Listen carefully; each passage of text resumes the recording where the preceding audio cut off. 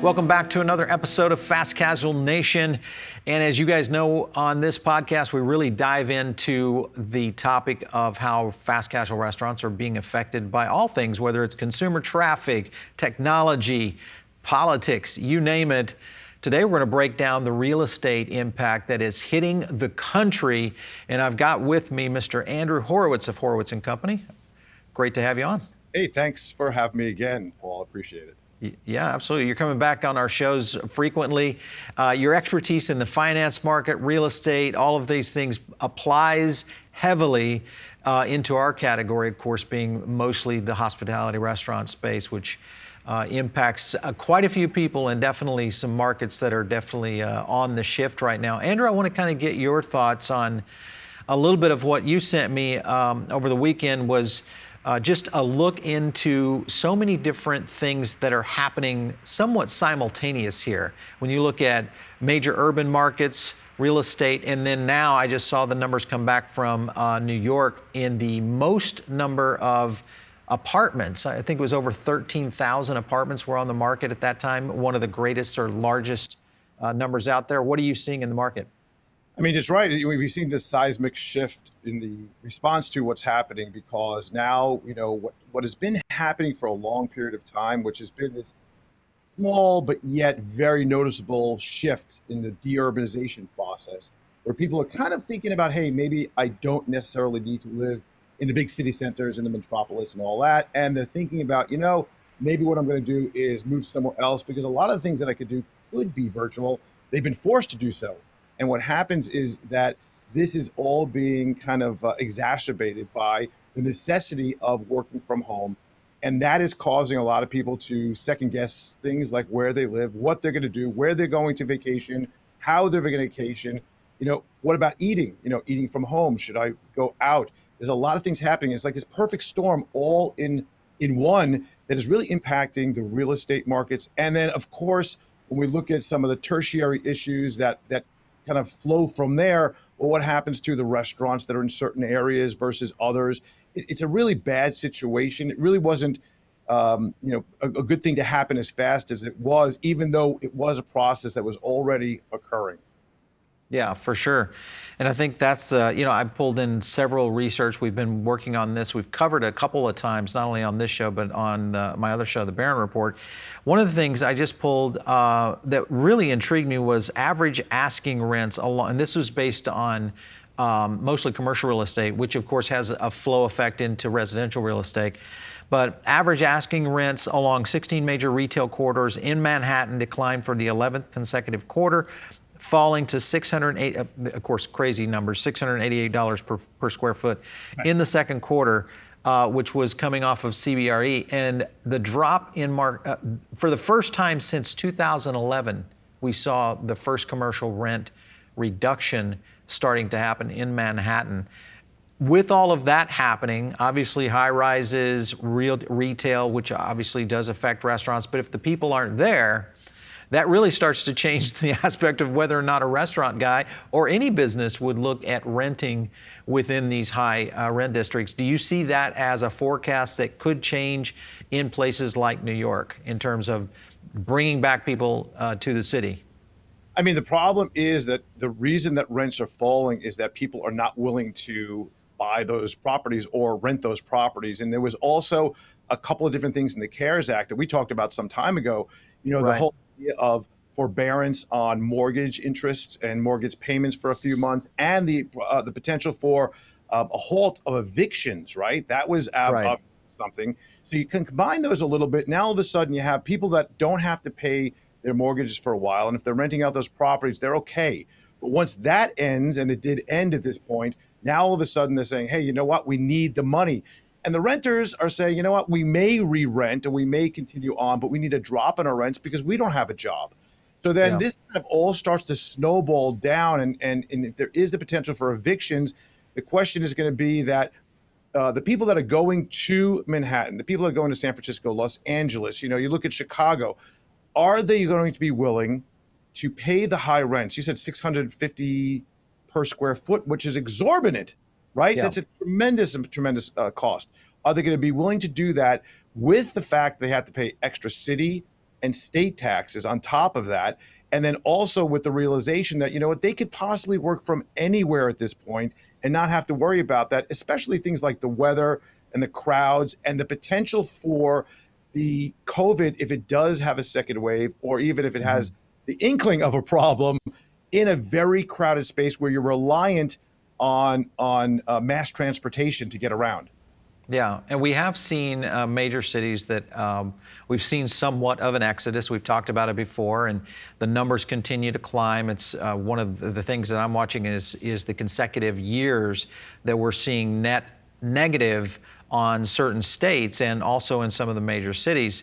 That you've got one of the things that is relevant to our group here that listens to this podcast. A couple of chains that people I think are going to be recognizable at least, and that's Le Pan Contadin, which is mostly New York. Subway and Chipotle both have seen huge losses in their New York ran restaurants. Even Shake Shack up there reported a 40% decrease in revenue in the second quarter.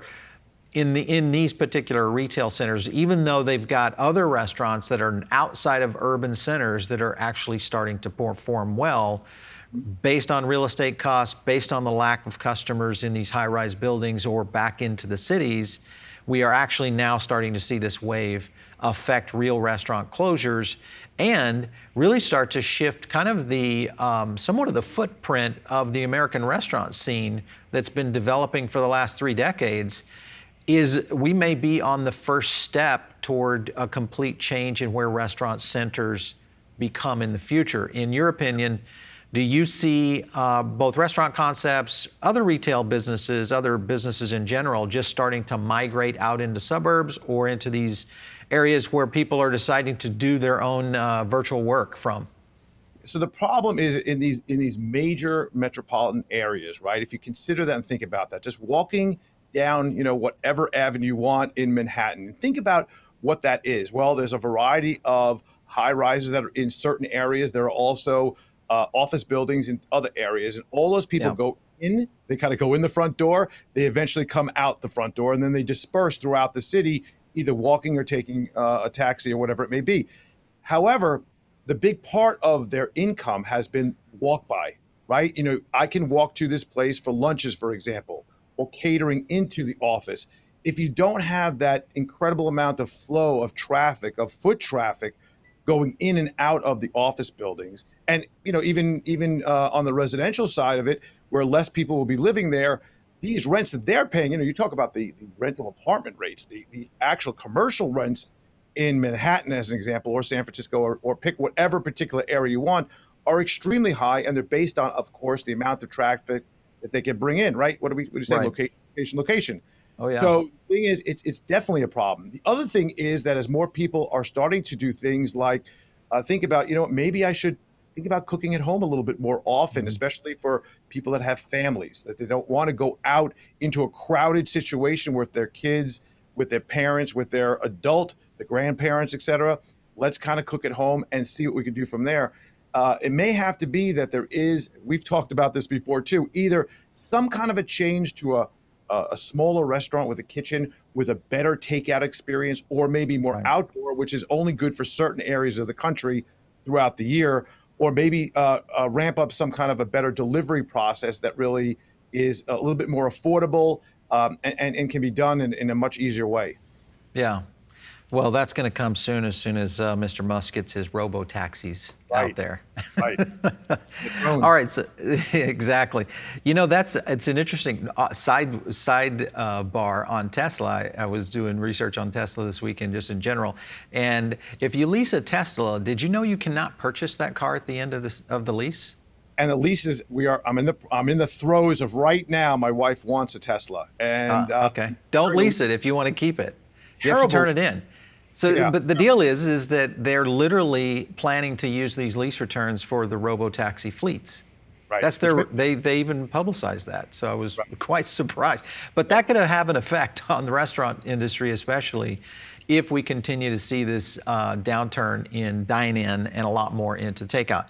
Doing good is good for business. As the world's largest B Corp, Danone North America is committed to doing good for the world and for your business, with the brands customers love like International Delight, Oikos, Silk, Horizon Organic, and many others. Learn more at DanoneAwayFromHome.com.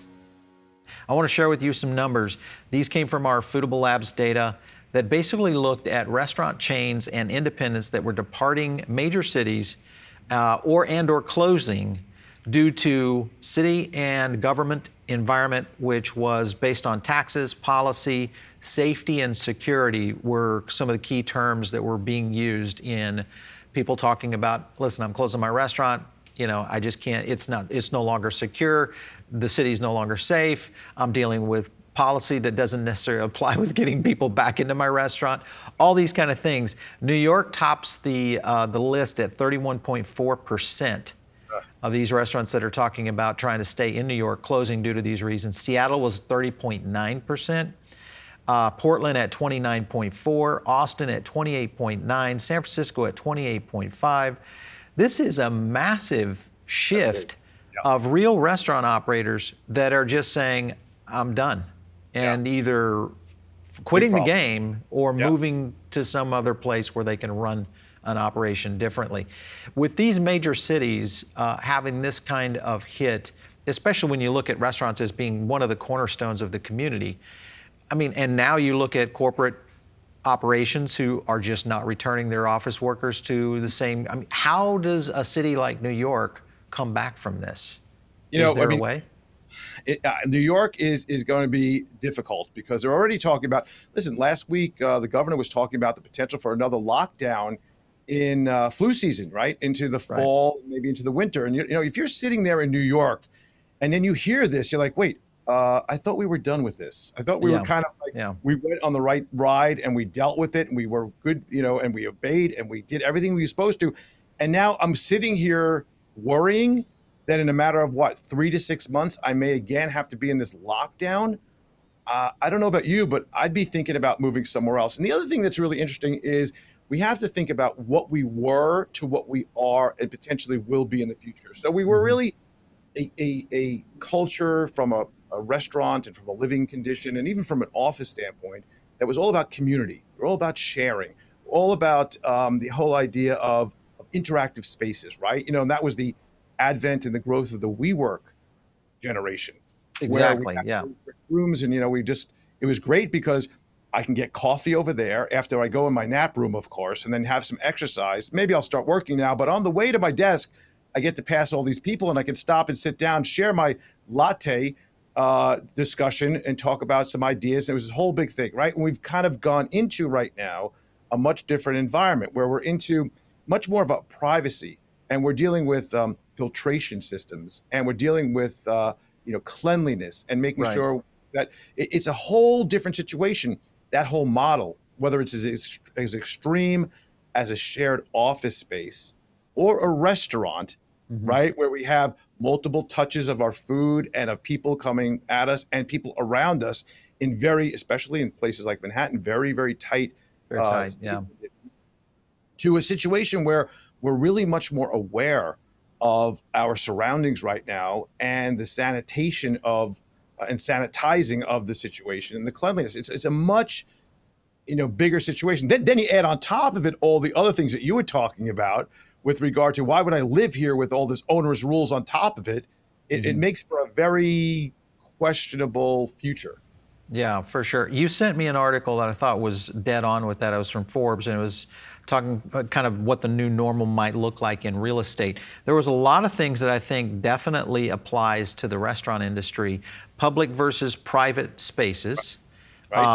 So amenities, looking at interactive, what was created. We used to go on the community interactive spaces, kind of the digitization, but now moving forward, we could be dealing with a lot more virtual experiences, distancing, clean air, all those kinds of things that could really shift how restaurants and any kind of retail business operates in the future in terms of how they actually sell their products, which is, we've already seen this massive shift from dine-in to about, in most cases, even today, over 70% being takeout or some sort of third-party delivery system that's contributing to most of their sales. That's a complete different That's a complete different unit economic model for the restaurant industry because real estate no longer plays into that like it used to. It used to be the number one thing that every restaurant operator had to deal with to make sure they were going to have a successful restaurant. Now, just not so much the case anymore.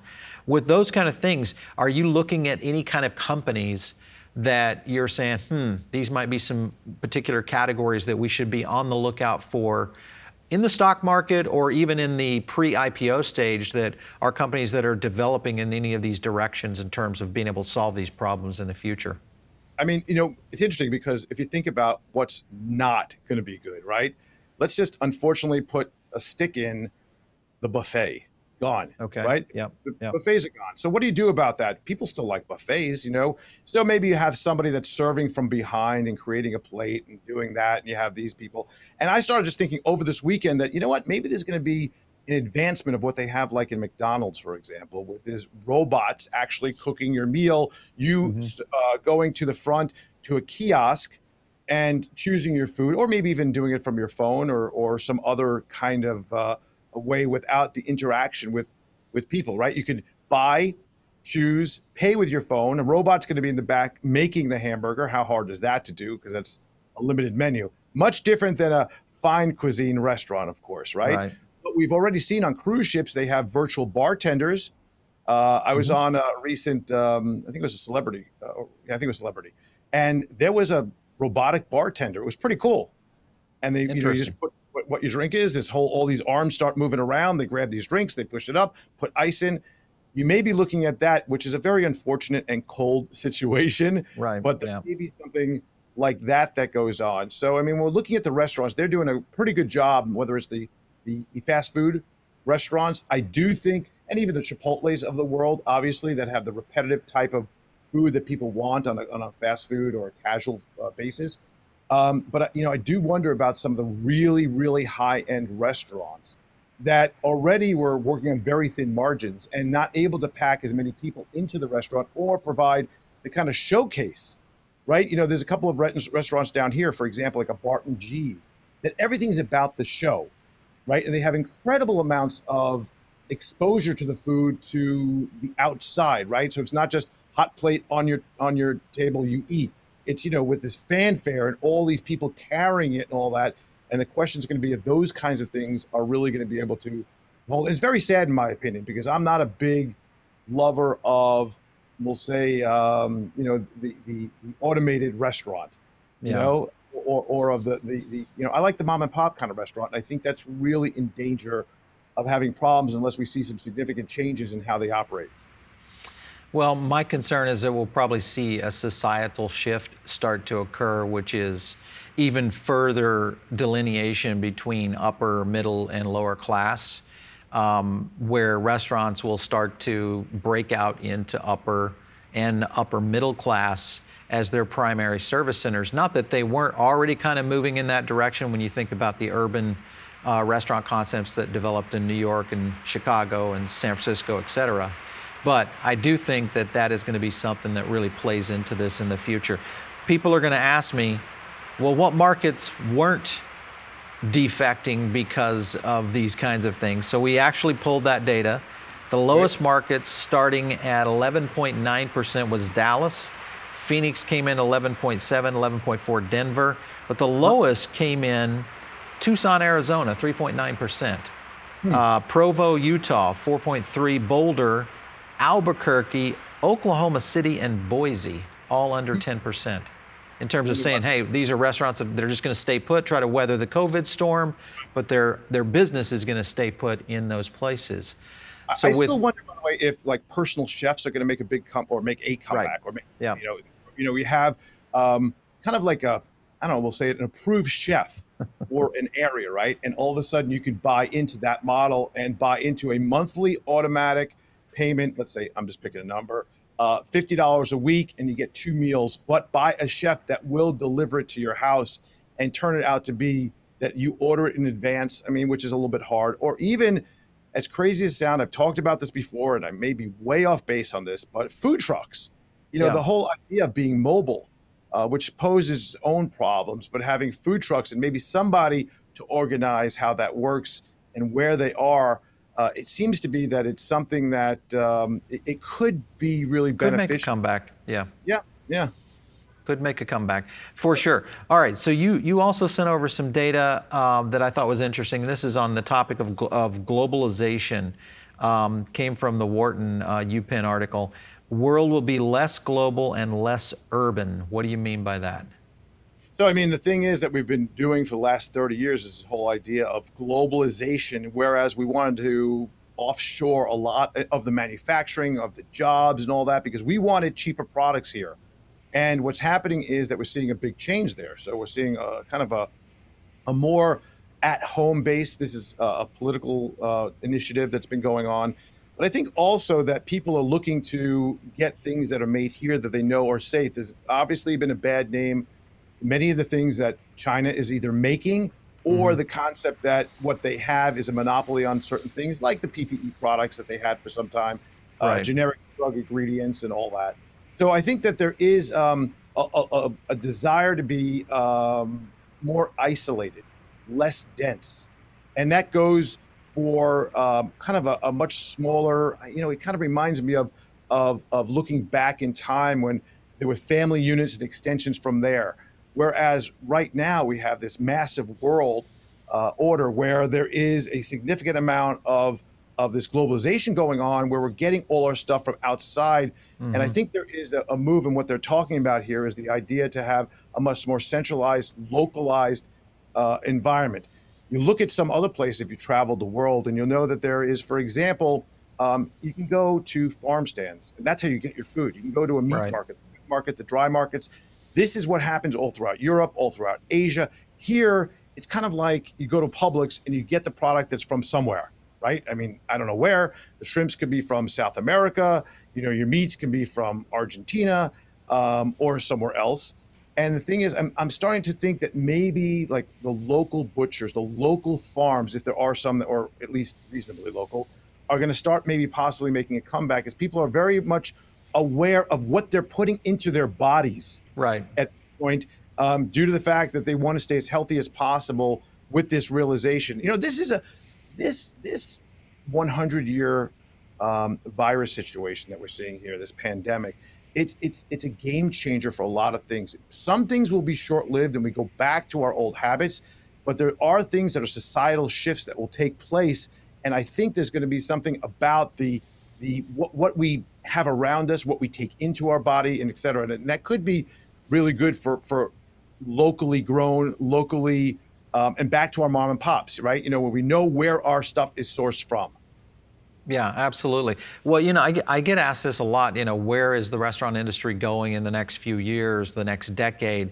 And pre-COVID, we kind of had some sort of a semblance of where the industry was moving. I don't think anybody was really obviously preparing for a pandemic like this, and especially the shift that is occurring right now. This is the thing that I think will affect us most, is the fact that we've had such a rapid shift. And I talked about this on a keynote I gave on one of our events not too long ago, is the actual social behavior that is changing within America, not only America, but really globally, and what it takes to completely change the habit of a human being. Right. And the process, the research I was doing, really is essentially where a habit really sticks is at about 90 days.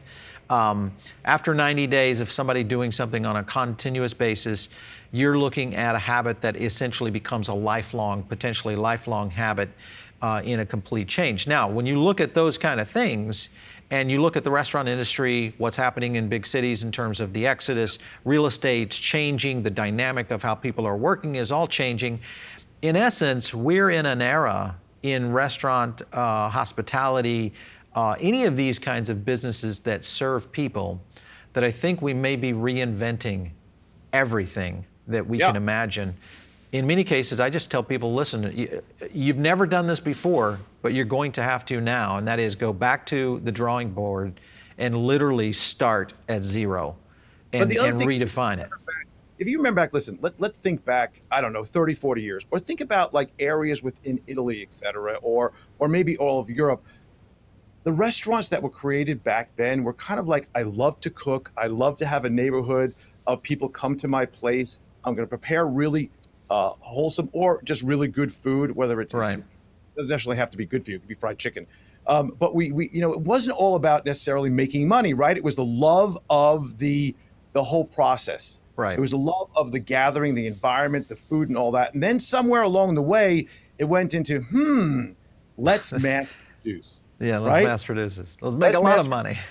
Right. Let's make a lot of money doing this. They love what I have here. Let's got to spread it out. And it went from the love of the idea of food and of drink and of gathering to something much different. Not in every case, of course. Right. But what's happened, and we know that a lot of chefs and a lot of people of restaurants have tried to do that, and that's where they start getting afoul of the process, right? Where they open up 2, 3, 4, and all of a sudden they're like, wait a minute, what happened to the quality? The people aren't flocking to that one. They're still coming to our original restaurant. But what I'm saying is that maybe we're going to go back to that a little bit and thinking about not if I open a restaurant, how fast will it take me to have 10 to 20 restaurants, get private equity money in, and then IPO, right? If I make a great hamburger, isn't it enough just to make a great hamburger? And that's what I do. The things that you see down south in areas around Memphis, or maybe even in, some parts of Texas where you have just a 1 or 2 restaurants that, make something that are really special. Like, again, Right. you see throughout the rest of the world. Just a thought. Yeah. No, well, I think you are definitely right. I think it's the scenario is that, we're dealing with, well, now the restaurant industry has taken a 25 to 45% hit, depending on who you talk to. Those kinds of numbers are pretty alarming when you look at the number of restaurants that have closed, obviously the number of people that worked within those. Pre-COVID, we had 15 million. Now we're somewhere hovering between 8 and 9 million. That's a big shift of almost 50% of our workforce that essentially has moved out of the space. So it is going to happen in repopulating the land with a new style of restaurant concept. I think that's going to be the question is technology going to play into this? How does it play into this? And really, what is the new business model for restaurants in the future is going to be the biggest question that at least everybody I'm talking to is asking. And can I mention this? I think also the relationship of the restaurateur, the chef, to the patron is something that, kind of lost its way over time. Don't you think? Right. Right now, I don't have a loyalty to Chipotle or McDonald's or Burger King. I mean, I may have it from a taste standpoint, but not from a ownership or belief that this is a place that I really love, right? Whereas smaller restaurants, I think about the owners. I think about when I say smaller, it doesn't have to be small, but smaller than a Chipotle, right? I think about the owners, and I have a relationship with them, and maybe even the chefs, where I can go in and say, hey, how are you? I love what do you have today? Great. But, I'll order that. He goes, oh, you don't like it with cheese, right? Okay, that's great. Thank you so much. So in other words, possibly getting back to the roots of the industry where there is a relationship with the patron and the proprietor, or maybe even the staff, is something that's really going to have to happen, because under those scenarios, when the restaurants were closed and only allowed to do delivery or takeout, I may have gone and say, I want to frequent that small restaurant right there because I know they need the money, and I want to make sure that owner stays in business afterwards. If some of the other big chains close up here or there, it's not going to bother me as much. Yeah. I actually talked about that in my book, The Chipotle Effect, about that very topic of basically hyper-local chains, regional chains that would essentially kind of populate the land. We would see, and I even claimed it, that we would see our last Chipotle being Chipotle. That was the last time we'd see a brand expand to that level of national awareness and to the level they had in terms of footprint, especially in the fast casual space, because that's the key, is who's going to be the next Chipotle. I just don't know that there's going to be one. I think now with COVID, and it was no ominous presence on my part of understanding. I just look at consumer behavior, and it's right in tune with what you're talking about, and that is people like to gravitate toward things that feel more personalized. I mean, Chipotle's system in itself is designed that way. It personalizes every bowls as you walk through. That's the whole idea of customization that built that brand, and also built much of the fast casual industry. But I think now, those kinds of things apply in a completely different way than they do just building a bowl. Now it's going to be my personal experience. in the restaurant, how, maybe it's a virtual combo personal experience that I'm dealing with. I get a wine tasting from my a sommelier that's virtual. That's the wine that I'm going to go there on Friday night, and I'm going to have a private section. Only, 20 tables are going to be allowed in that night. I mean, we could see those kinds of event type things really come back. I mean, it was kind of like the underground dining, years ago. Virtual whiskey tasting, virtual wine tasting. You go in, you buy the packages. 7 o'clock on Thursday, we're all going to get together on a Zoom meeting or whatever it is. I like that. And we're going to talk about it, and kind of sip and talk. Yeah, for sure. Andrew, it's always good to talk with you. I can't wait to get on the next call because I really see some moves happening in the stock market. We're getting close to the election. Things are going to start getting heated up, I think. It'll be interesting to watch, especially as we see more and more industries starting to shift now that they've kind of understood this is the new normal. It's not going back. We have to deal with this new model. And the cruise industry, the hotel industry, the airline industry, restaurants, all of those are so interconnected. And I think this is going to be a very interesting time in the next 6 months here in the United States to be watching, from a financial advisory standpoint. So hopefully people can get some help from you over at Horowitz and Company on some of those things. I appreciate that. And you're coming on the Disciplined Investor podcast next week. So I'm planning it. Yep, I'll be there. It's going to be We're great. going to have a great conversation. Yeah, for sure. All right, Andrew, it's great having you on. Thank you so much for stopping in today. We appreciate it. Thanks so much. All right, so you guys listening in over on iTunes, Spotify, make sure and drop us a rating and a review. We love to get that feedback from you. And here's the thing, with fast casual, this industry has been on a shift for quite some time. You look back at when this core industry started in the mid-90s, there was really only a handful of restaurant brands that were out there. Now we're talking about 1,500 brands potentially by 2025. This is a market that potentially could be still exploding, whether it's through virtual, ghost, different kinds of models that we're talking about here. Obviously, real estate, the topic today, is going to have a major impact on how this moves forward. But the number one thing is there's going to be new concepts. And when you find one out there that you think, hey, Paul, you got to get that on the show, make sure and shoot us an email to producer@foodwilltv.com. Or hit me up over on Twitter, just @Paul Barron. That's the best place to reach me. And give me your idea of who should be on Fast Casual Nation. We will catch you soon, right here on the next show.